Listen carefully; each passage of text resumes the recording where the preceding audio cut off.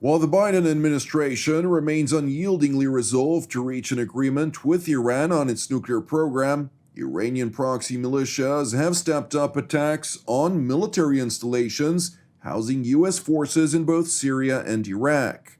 At least 8 rockets were launched this morning from the west of the Syrian city of Al-Mayadin and the town of Diban, areas under control of Iranian proxy militias.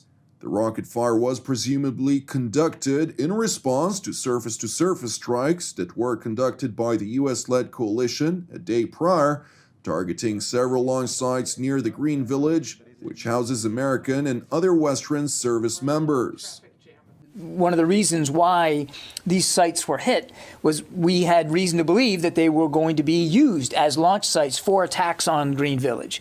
So clearly our men and women remain in harm's way, and we have to take that threat very seriously. We always have the right of self-defense. I'm not at a position now to get into specific attribution. That said, we continue to see threats against our forces in Iraq and Syria by militia groups that are backed by Iran. But again, I don't have specific attribution on who was responsible for these specific sites.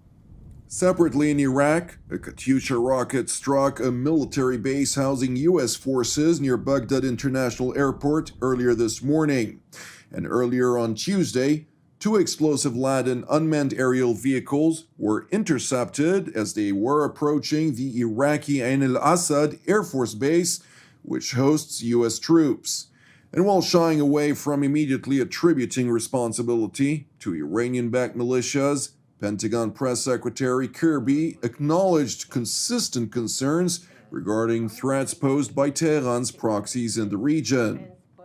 We have consistently been concerned about the threats to our forces in Iraq by militias backed by Iran. That is not a new concern.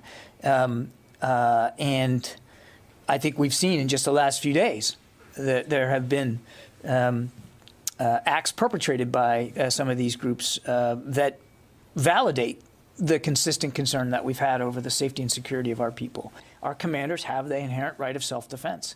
And we don't stay at this mission, this new mission, with any illusions that our people are under any less threat by these militia groups.